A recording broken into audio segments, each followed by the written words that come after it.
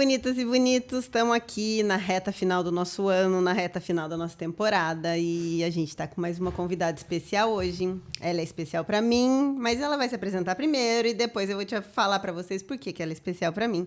Quem é você, Thaís? Quem sou eu? Hoje eu sou uma advogada, atuante na área de direito há praticamente 10 anos, próximo de 15 anos.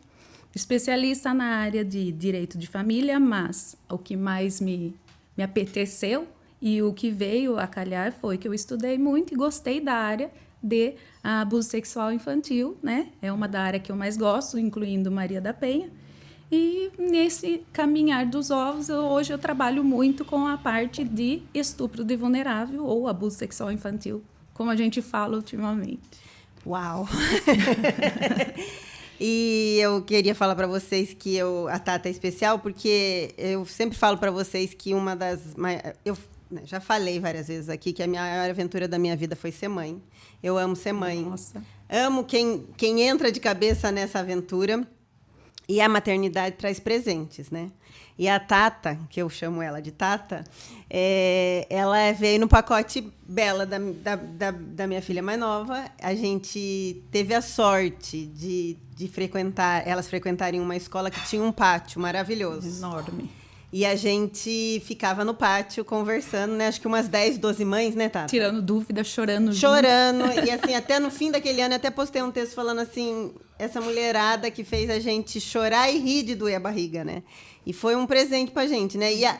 Aquelas mães, a gente tem uma conexão, apesar de... Até hoje, né? Até hoje. Às vezes a gente não se vê tanto mais, né? Mas tem, Mas só tem. se vê. E não é só isso. E eu sinto que aquelas mães, acho que é umas 10, 12 mães, né? Por aí. A hora que a gente ligar e falar, viu, socorro, né? Sempre pronto. É sempre como estava naquela época, né? Então, a Tata é esse pacote que veio com a Bela e a gente continua amiga. E sem contar que não é só nós, né? As crianças nossas juntou, junta também. Estão tudo ali. Às vezes a gente consegue pôr elas juntas de novo. Cada uma tem o seu colégio hoje. Nossas tal. crianças. São todas de 15, 16 anos. Mas vai ser criança sempre, né? E eu só também quis falar sobre esse assunto com a Tata, porque eu sei que ela vai tornar um assunto tão pesado e difícil, mas que tem que ser falado e que tem que ser conversado, de um jeito não mais leve, mas eu acho que mais fácil da gente falar sobre isso, né? Porque eu acho que a gente fala com naturalidade, né? Você fala com naturalidade mais sobre isso. acessível, porque muita gente não conhece e não sabe o que é. Isso. Né? E como que você, sendo mãe, vê coisas de revirar o estômago que eu sei, opta por esse caminho e diz que gosta dele? Porque, na verdade, a gente não pode... Todo mundo tem direito a uma defesa. Certo, a gente já falando sobre então, isso aqui. Quando o cliente ele chega no escritório, eu vou desligar o meu botãozinho ali. Não quer dizer que eu estou passando a mão na cabeça do meu cliente. Sim. Tanto que eu tive um caso que a minha filha é parecida de minha idade e eu cheguei até no escritório falar com ele, olha, a gente vai te defender, você tem direito à defesa. Ele confessou. E eu falei para ele, só que eu não teria coragem de deixar minha filha do seu lado. Entendeu? Então, a gente tem que saber separar o profissional da parte nossa materna e da parte nossa psicológica. Porque a pessoa, um homem... Vamos falar em homem, porque a maioria hoje é homens que estupram ou abusam sexualmente de uma criança. Vamos por isso, porque é a maioria. Mas existe mulher também. Existe mulher também. Tá. Existe mulher que, junto com o companheiro, acontece coisas que ela sabe e ela é conivente. Sim. Enfim. Então, eu tento separar. Nem sempre a gente consegue? Não, nem sempre a gente consegue. Porque muitas vezes eu chego em casa, eu fico matutando aquilo. O que é importante para mim? O que eu faço muitas vezes? Dependendo do caso, eu trago para Laura, minha filha, ver. É mesmo? Falo para ela, mostro para ela. O Lucas de forma diferente, mas ele ouve. Ele é mais novo, né? Ele é mais novo. Ela, eu mostro a verdade nua e crua. Então, desde lá os seus 10, 12 anos, quando ela... Primeira menstruação dela com 11 anos, eu já comecei. Laura... Venha ver o caso. Então, ela lia junto comigo. É lógico que ela conhecia a vítima, porque eu riscava. Para ela entender o que é. Ela precisa entender que não é um mundo pequenininho e pode acontecer com qualquer um dentro de casa. Mas, isso é importante da gente falar. Absolutamente com qualquer pessoa, né? Independe de classe social, de cor, de religião, de qualquer coisa. Independe. Porque no escritório eu tenho uma variável de religioso, pessoas que têm uma religião formada, vamos supor, crente, que a gente fala hoje. Eu tenho pai que abusou de filha. filhas, eu tenho avós, eu tenho tios, o vizinho, o padrasto. Então, é independente de sexo, de cor, de... Por quê? O que é difícil? O que é complicado? É uma coisa que está na sua família, que você está perto, você está próximo da pessoa, e as pessoas jamais imaginariam, porque é tudo na surdina. Então, é muito difícil e complexo, mas às vezes está do seu lado, sentado com você. Casos de mulheres que falam, mas eu não acredito que o meu marido é isso. Ela dorme com ele e ela não sabia que ele era dessa forma. Porque essa pessoa tem uma doença, né? Pode falar isso? Existem os doentes, existe sim. A gente pode falar isso? Pode, existe sim. Eu falo que existe o doente, mas a maioria dos casos hoje eu falo que é sem vergonhice. Porque não são todas as pessoas. Explique a sem vergonhice. Por exemplo, ele não vai pegar toda hora, ele pegou aquela pessoa específica. Aquela criança, no caso. Aquela criança específica, aquele indivíduo específico. E ele fica naquela. Ele fica naquela. E eu falo que ele é doente, porque ele é um sociopata. Vamos por sociopata. É isso que eu tô falando, né? Ele não chega a ser o pedófilo, porque o pedófilo, sim, é doente. E ele não consegue, ele vai pegar qualquer criança que ele vê, ele vai. Só que a diferença do pedófilo é uma coisa que a gente não tinha falado. O pedófilo, ele tem vergonha de si mesmo. Tem horas que ele sente mal. Você conversando com ele... Ele não consegue, gente. Ele não consegue... Assumir que ele fez. Ele assume, ele sabe que está errado, mas é uma doença, um negócio que ele não consegue ficar sem. Não consegue não fazer. Não consegue não fazer. Esse é o pedófilo. Agora, o abusador, o sem vergonha, ele vai pegar qualquer criança que ele vê que vai ser legal para ele, ou que está fácil. Criança vulnerável, né? Está fácil para ele. Por que ele pega, então, a filha da esposa? Porque está ali, acessível para ele e ninguém vai ver. E na maioria... E é mais fácil de silenciar também, na maioria dos casos, as esposas não acreditam. Elas acreditam neles, por quê? Porque eles conseguem convencer e manipular ela para ela não acreditar que aconteceu. Não vamos, né, colocar que seja sempre verdade. Claro. Hoje em dia, acesso à internet aí, Google, tá muito. Então, todo mundo sabe. A criança que é abusada, ela tem certas características. Aí, a própria adolescente vai lá e lê as características que tem. Eu tenho um caso, não vou falar agora, mas a gente tem um caso no escritório que eu acredito que foi isso que aconteceu. A mãe não deixava ela fazer certas coisas que ela queria, ir para festa, beber, e ela acusou o padrasto. Então, você lê ela falando sobre o abuso, parece que ela pesquisou no Google. Ela fez o roteiro do Google. Ela fez o roteiro certinho das palavras que ela tinha que falar. E era sobre isso também que eu quero chegar, nessa linha tênue, porque assim, tem uma frase, não sei se você já viu House, aquele seriado, que eu acho maravilhoso, e ele fala, todo mundo mente, everybody lies, né? É a frase dele. E eu acredito nisso, entendeu? Sim. Todo mundo, em algum momento, mente. E ali a gente vê o caso médico. Às vezes a pessoa está morrendo e ela não fala o que está acontecendo. Todo mundo, para alguma coisa que a gente precise. Ou para não ferir o outro, para não deixar a gente mente. A gente mente. Não tem você, ou manipula a verdade. E você, como advogada, deve conviver com a mentira muito mais que a gente. Né? Manipula a verdade. Com a distorção da verdade, vamos dizer assim, então. E aí você está nessa linha tênue hoje, que a gente teve as conquistas das leis e as conquistas de que as pessoas podem falar, e até você estava me explicando quando a gente conversou um pouco antes de sentar aqui, de fato, no nosso bate-papo, você me falou que hoje em dia, até quando não há penetração, é estupro, né? Tanto que o 217A, vamos falar agora do vulnerável, da criança, do 14 anos a menos, né? Porque 14 anos para cima é estupro comum, é normal. É do 14 anos para baixo que é o estupro de vulnerável, que é a lei nova 217A. Sim. Que daí é a palavra da vítima, não só ele, mas tudo hoje. Um estupro hoje de uma mulher também, que ela fala, eu não consenti. Eu não consenti com meu marido para fazer sexo e eu fiz. Sim. A palavra dela também é uma das provas. A vítima tem que ter lógico. A gente não pode falar, a palavra da vítima basta. Não. Tem que ter várias outras provas em conjunto. Mas o juízo de valores, se o juiz... Infelizmente, eu falo aqui, vou falar abertamente, mas tem juiz que ele olha lá, a vítima, ela consegue manipular bem, ela vai conseguir falar, não aconteceu e chora. Isso, o juiz não pode. Não poderia. Não poderia. Ele teria que analisar item por item, ele tem que analisar os fatos, as provas. Sim. Mas se tiver prova suficiente, condiz com a fala dela ou uma outra prova que é parecida, então a palavra dela vai bastar naquele momento. E isso é um ganho, claro, para as vítimas de fato. Sim. Né? Mas para a maldade também, né? Para a maldade, hoje em dia, a gente sabe que tem muita manipulação. O brasileiro, hoje, infelizmente, usa-se as cercas das leis para poder se beneficiar. Entendi. Eu não vou nem chegar no caso da Maria da Penha, porque muita mulher hoje está prejudicando as mulheres que realmente precisam. Eu ia chegar nisso. Aí enfraquece a luta, né? Ah, com certeza. Enfraquece. Por que enfraquece? Aqui em Piracicaba, a Delegacia da Mulher, como funciona? Das 7 às 5 da tarde. Então, a mulher ela tem que ser prejudicada das 7 às 5 da tarde, segunda a sexta. Que já é ridículo. Né? Sábado e domingo, se acontecer alguma coisa... Ela guarda para ela. Ou ela vai na delegacia comum. Não dá certo. Porque uma mulher na delegacia comum, se ela pega um delegado que não está afim de trabalhar com ela vai ser escorrachada. Dependendo do caso, ela tem vergonha de ir até lá. Claro. Com razão, né? Ela vai ficar com vergonha e muitas vezes o delegado, alguém que não está apto para trabalhar para ela, vai até tirar um sarro ou não querer fazer o boletim. Não que sejam todos, a gente não pode generalizar.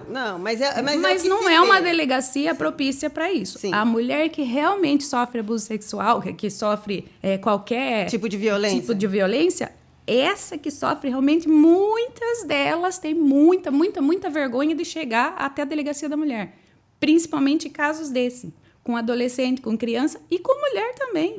Como a mulher, ela se sente mal. A mulher, não vamos falar da criança. Sim. Quando ela fala que alguém abusou dela sexualmente ou que alguém mexeu, a gente se sente mal. Sim. Então, muitas vezes, por causa de religiosidade ou família, né? O conceito que ou a gente tem hoje. Que a gente está tentando quebrar.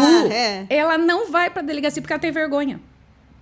Entendeu? Ela morre de vergonha. Então, essas mulheres que precisariam se conscientizar e falar que a vergonha não é delas.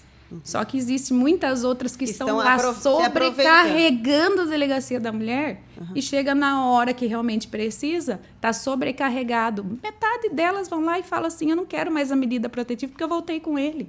Eu só fiz isso para dar um susto nele. Eu tenho um monte no escritório que fala para mim, eu fiz isso para dar um susto nele. Nossa. Então, assim, o que acabou acontecendo? Enfraquece. A Delegacia da Mulher precisa de mais funcionários. Não tem funcionários todo o sistema que é real, né? Todo. E tem mulher morrendo aí. Sim, e tem mesmo, né? Tem mulher morrendo. É verdade, né? Assim, é a que precisa. Exatamente. Só para deixar claro que a gente está falando das duas linhas, mas existe de fato. E o abuso é a mesma coisa. Entendi. É a mesma coisa. E principalmente, eu falo mulher porque menino é muito difícil o menino ser abusado. A gente tem um caso só no escritório do menino falar que seria um menino. O resto todos meninas. Tá, mas você acha que é muito difícil mesmo ou os meninos têm mais vergonha Meninos têm mais vergonha. É pior ainda chegar. Só que eu acho que tá mais pro lado da menina. Por quê que eu acho? A gente fala de 14 anos para baixo. Só que criança, não sei a Bela, mas a Laura desenvolveu que com 12 anos eu olhava na minha filha, parecia uma moça. Entendi. Na Bela demorou mais. A Laura parecia. E o meu medo, esse é o meu medo. Tá? Parece uma moça. Só que isso não é o caso. Você sabe se é uma criança ou se não é. Só que tá tendo algumas características de menina, de moça. De moça. E os homens não nem aí. Vou lá e vou pegar. E assim, existe uma estatística mesmo que seja sempre a pessoa mais perto da criança? A maioria dos casos. É difícil. Aí, como você falou, talvez seja o psicopata mesmo que pega que é desconhecido, né?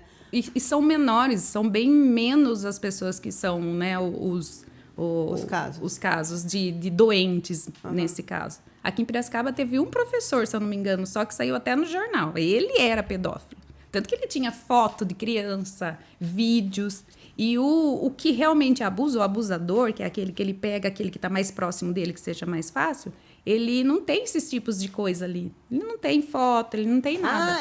Ele não tem. Porque ele quer pegar aquela vítima.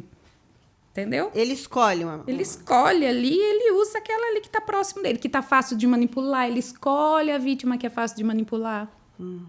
Ele vai escolher. Por quê? Por isso que ele pega. Por que a criança de 14 anos é vulnerável? Porque você consegue falar para ela o quê? Se você contar, eu vou matar a sua mãe. A criança acredita. Claro. A criança acredita. Faz uma evolução mental. Ou até fala, eu estou fazendo isso para te ensinar, porque eu estou sendo legal com você, né? E às vezes acaba achando, criança com 7 anos mesmo, não sabe o que é, com 6 anos. Eu tenho a menininha que o pai estuprou, era 6 anos. Ela não sabia que era o que estava acontecendo. Para ela, aquilo ali começou a se tornar normal. Só que daí a gente começa a verificar certos fatos. Na escola, começou a mexer nos meninos. A menininha. A menininha começa a mexer com os meninos. Começa a fazer certas coisas em casa também que você olha e fala, opa, onde ela aprendeu isso? Então, assim... E a mãe sabia? Acreditou nela ou não? Era divorciado. A mãe acreditou por quê? Porque daí a irmã tava com dia ele. viu. Ele fazia isso dando banho na filha.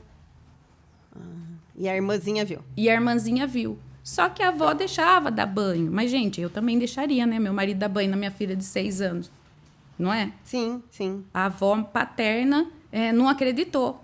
Até que esse caso chegou no meu escritório. Eu falei, a senhora leu os laudos? Eu falei, eu não tenho como falar que ele é inocente. Eu vou defender ele, mas aqui a senhora precisa ler, ó. As 2 meninas falando. E não revira o estômago, Tata? Revira. É, né? Até o dia. Quando eu sempre gostei dessa área porque eu leio muito. Eu leio muito psicologia. Palomba, que é o cara que eu mais gosto, que é um psiquiatra forense, que é o que eu uso muito. Até o dia que chegou a ser a minha sobrinha. Aí bateu um negócio.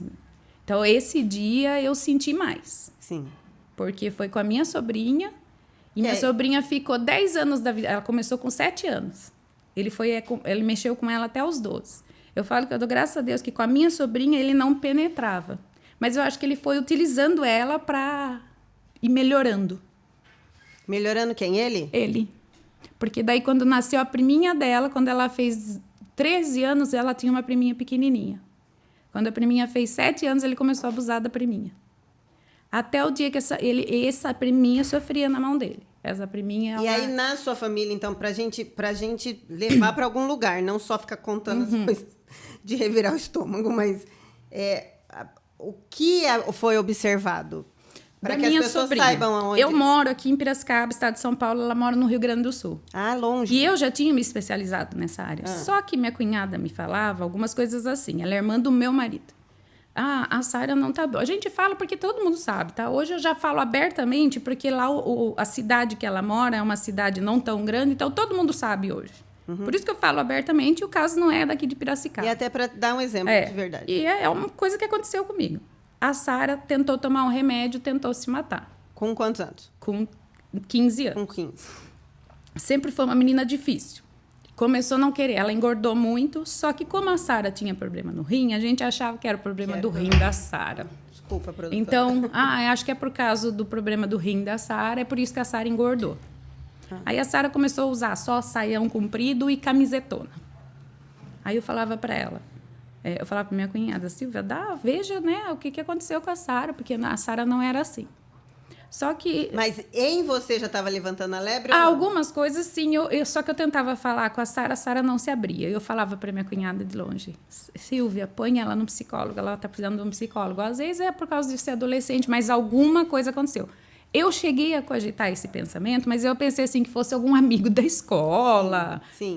Eu nunca imaginei que seria o avô dela que morava vizinho. Era o pai de quem? Pai do meu cunhado. Pai do pai. Que seria o avô paterno. Mas nunca imaginei isso.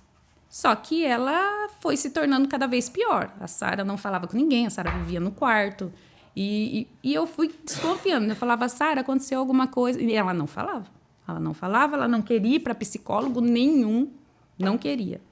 Foi passando o tempo, ela fez 17 para 18 anos.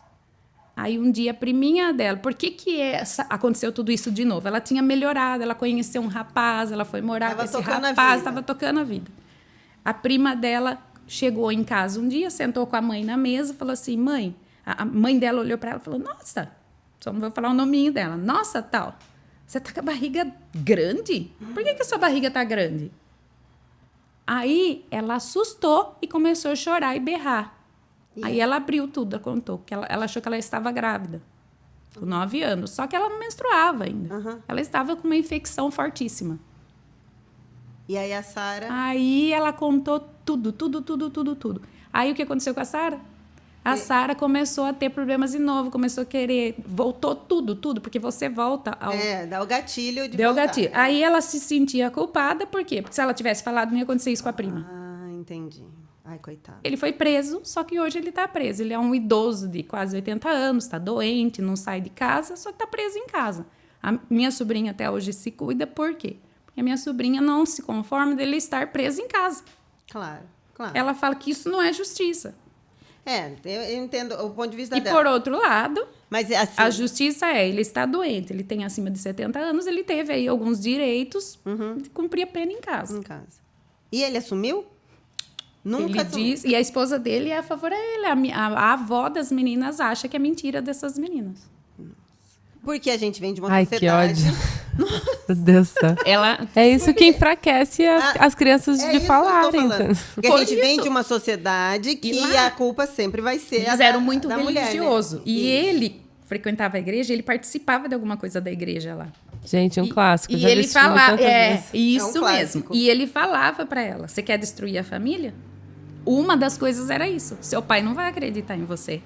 Ninguém vai acreditar em você. E assim, tá. Aí, é o que você falou. Isso Então, é um caso que tá, acontece. claro, que você teve na sua família. Mas, assim, a abusada vai dar sinais. Vai. Certo. E aí, assim, naquela voltando pra gente entrelaçar, na linha tênue da mentira com a verdade, como a gente fortalece a luta, então? Como a gente fortalece a verdade e o apoio para esse tipo de situação? Como hoje?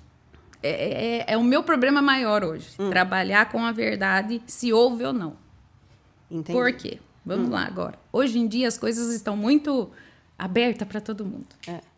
Até criança hoje de 7, 8 anos assiste certas coisas que pai e mãe não estão prestando atenção no que a criança está vendo. Que não assistia. Então, uma menina hoje de 12 anos, ela sabe muito mais do que nós que tínhamos 12 anos atrás. Sim. Ela 12 é mais anos na aberta nossa para época, isso. né? Então, ela tem mais malícia. Por causa dessa malícia, está muito difícil hoje a gente saber se é verdade ou se é mentira. O que cabe hoje? É uma coisa muito difícil. É uma luta que eu tenho tentado há tempos e não consigo. Porque eu tenho casos lá que eu acredito no meu cliente. Eu acredito que não aconteceu. Que ele é inocente. Que ele é inocente. Até pela sua experiência. Porque você olha a menina, você não vê... Você olha nela, você vê que ela não foi prejudicada, de certa forma. Ela está vivendo a vida dela normal. Só que aquele que foi, ela não vive normal. Ela tem, principalmente o pequenininho, ele tem uma certa malícia. Ele tem trauma, né? Ele tem aquele trauma. Menina começa a gostar de meninas, não de meninos, tem nojo de menina. De menino. Entendi. Ela passa a namorar meninas, talvez pelo fato de sentir tanto nojo do menino. Entendi. Naquela época ela não quer mais. Às vezes ela nem tinha aptidão sexual para isso. E roupa não se mostra na internet. Não, que fique claro que nós estamos falando deste caso. Não estamos falando de homossexuais. Não se mostra na internet. Elas se escondem. As meninas que foram abusadas, ou os meninos, eles se escondem porque eles não querem mostrar o corpo. Então aí você pega um perfil de uma que não tá assim, você vai ligando os pontos. Se você vê pela minha sobrinha, sabe o que ela falava? Eu colocava a pior roupa que tinha porque eu achava que era eu que ficava bonita para ele. Claro.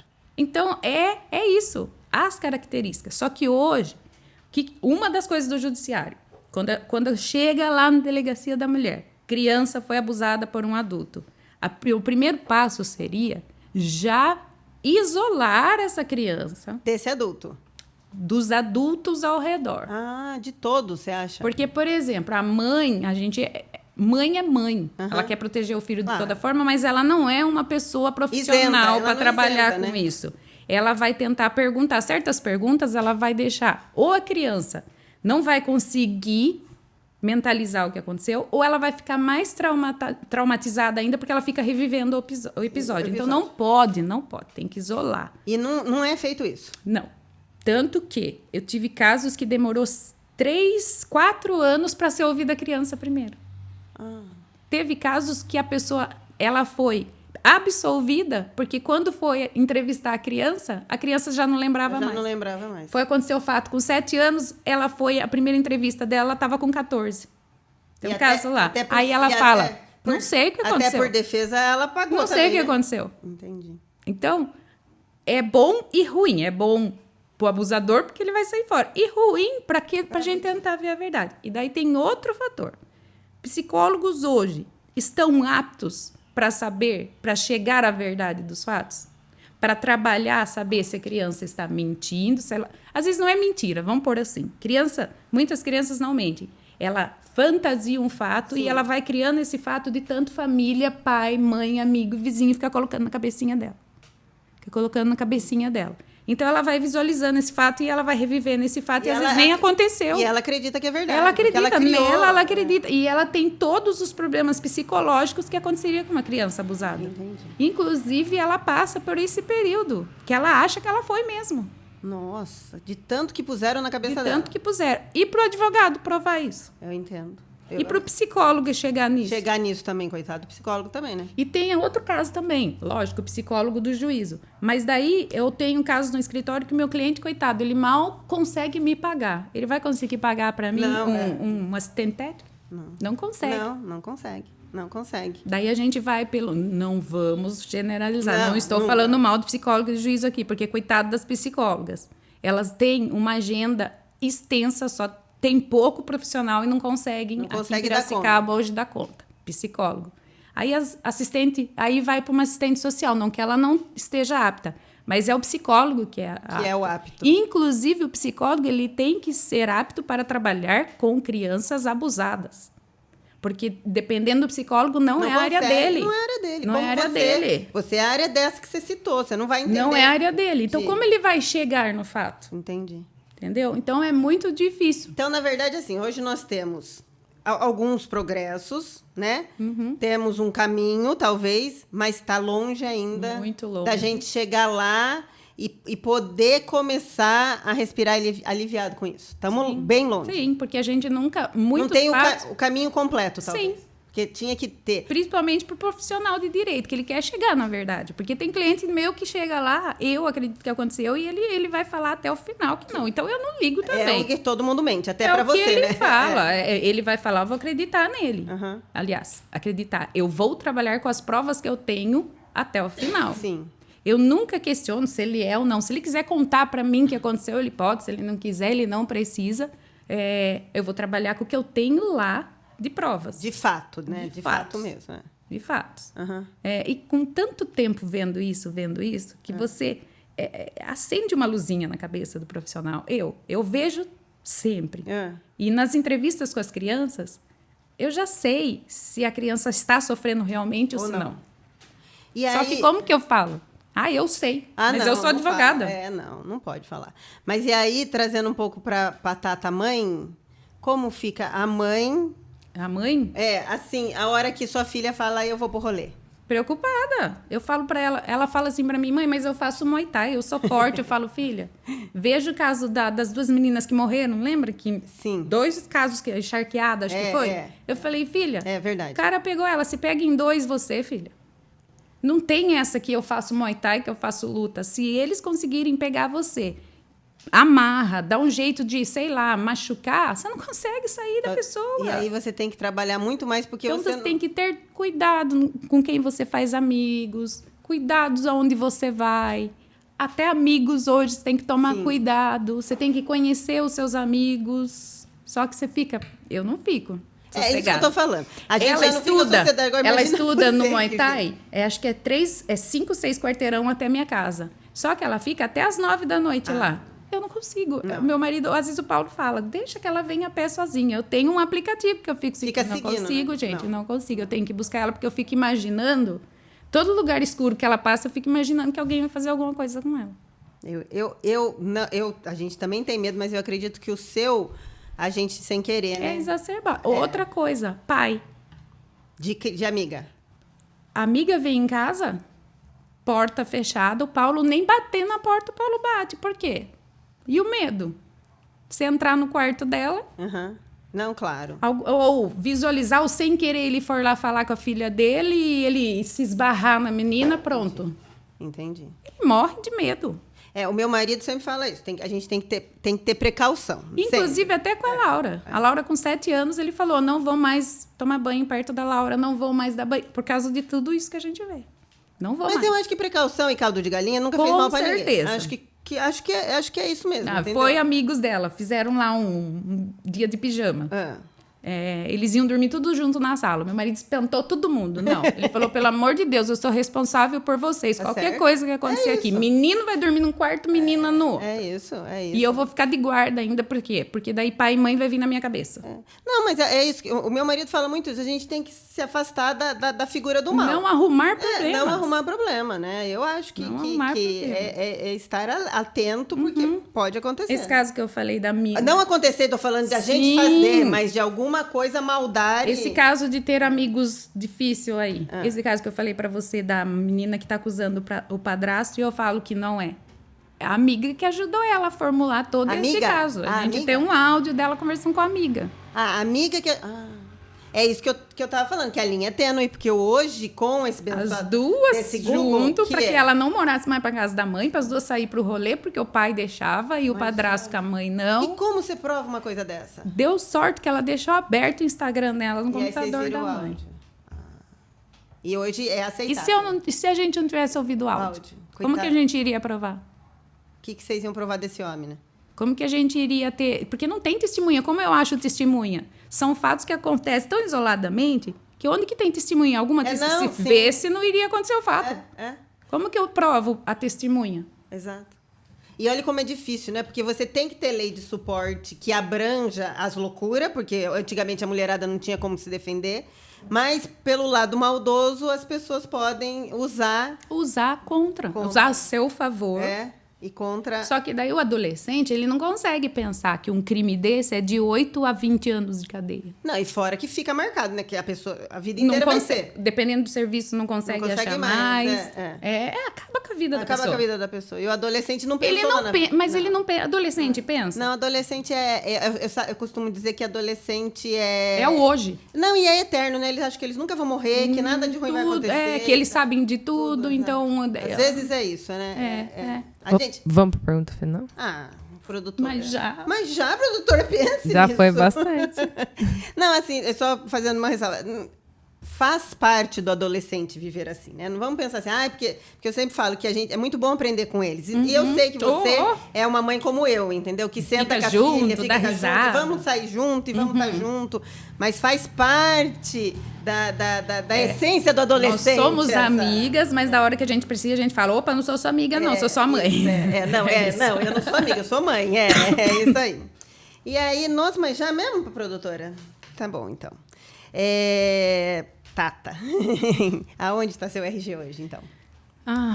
Onde está meu RG? Eu acho que parecido com o da Má. A gente sempre trabalhou. Filhos que a gente ama por demais. Eu amo o meu trabalho, independente de tudo. Estudo muito, fiz minha pós-graduação ali. E você virou advogada quando a gente estava no pátio, né? Quando estava no pátio, com o Lucas pequenininho. Com o Lucas Nenê. Eu tinha feito a faculdade, mas eu não tinha feito a OAB. Daí eu decidi, eu dava aula de inglês na época. Então, o meu RG é onde está todas as mulheres. O que é mulher hoje? Vamos pôr, não é bandeira, nós somos mulheres que trabalham, cuidam dos filhos e continuamos sendo mulheres bonitas, vamos no salão de beleza. Isso. Então, meu RG é isso, ser mulher. Ser mulher. Acima de tudo. Olha, adorei esse RG, produtora. Muito bom. Tata, muito obrigada por ter topado vir aqui falar de um assunto tão difícil, mas eu acho assim, quanto mais a gente fala, mais a gente vai... Não, e faz as mudanças que tem que ser feita, e presta atenção no que tem que prestar atenção. A gente não pode deixar de falar, a gente tem que falar. Tem que falar e tem que orientar. Eu tento. Eu tenho muitas escolas que eu dou palestra, eu sempre vou e dou esses tipos de palestra, eu levo casos concretos para eles lerem. Para eles lerem, eu também acho, tem que falar. Então eu vou em muitas escolas. E a gente volta na máxima lá, vamos criar filhos e filhas melhores para replicar o melhor, né? Batalhadores e que entendam, né? E que entendam isso. Muito obrigada, Tata. Imagina, eu que agradeço. Você foi muito bem-vinda nessa mesa. Essa mesa é sua. Volte quando você quiser. Obrigada de coração. Eu que agradeço, Má. Imagine. E esse foi o nosso papo hoje. Um papo mais difícil de ter, mas é isso. Uma mesa faz parte. Papos legais, papos difíceis. A gente tem que crescer. Até o próximo episódio. Tchau.